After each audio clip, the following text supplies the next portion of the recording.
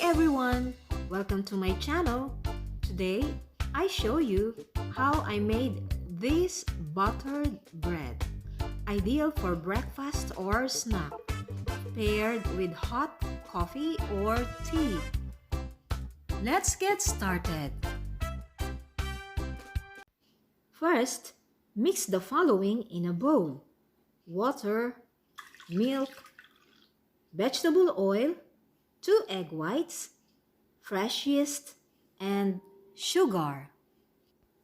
If you use fresh yeast, it means more hours to leaven the bread. Unlike active dry yeast, it takes only 2 to 3 hours to leaven the bread. Add the sifted flour and 10 grams of salt to the mixture. Use your hands to incorporate them. After kneading the dough for 10 minutes, place it in the bowl and cover the lid with plastic wrap. Let it rest for the whole night. After the whole night, the dough is ready to be cut in pieces. Oil the working surface and widen the dough with a ½ inch of thickness. Stretch the dough as much as you can, then spread the softened butter on top. Spread the butter evenly.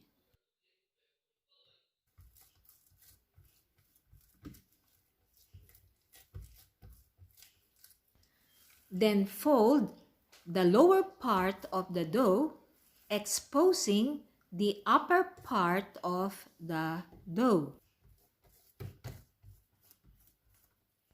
Spread the butter evenly on this part. Now it's time to fold the upper part of the dough.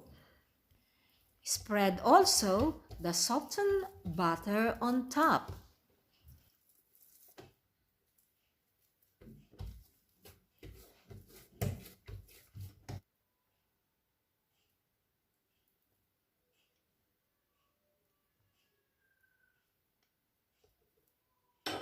Then fold the dough into two, starting from the right part. Stretch the dough more often to even its thickness. Now it's time to cut the dough in strips using a pasta cutter.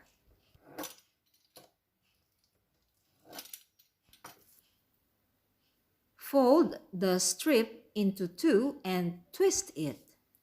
Then connect both ends.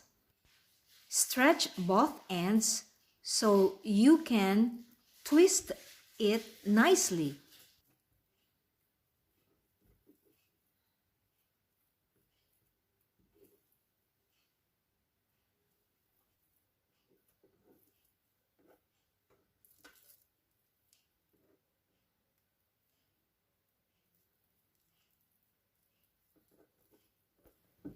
Cover the uncooked bread with plastic wrap and let them rest to double their size. You may conserve the unused dough in the fridge if you will not bake them all.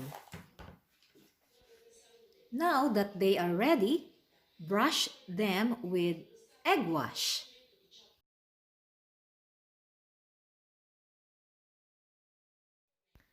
Sprinkle a little white sugar sprinkles on top. The oven at 180 degrees Celsius for 30 minutes or until they are done. Now they are done.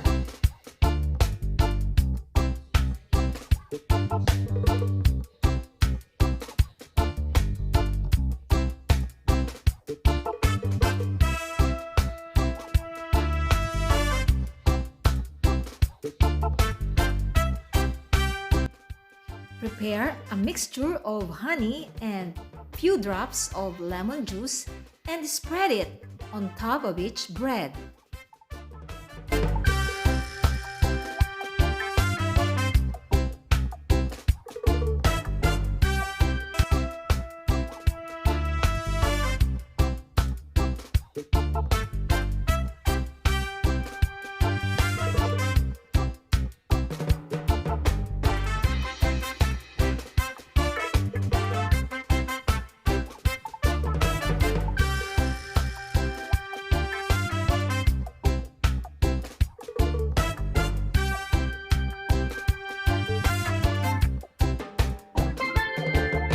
These buttered bread are more delicious when they are cooled down and also when they are eaten the following morning.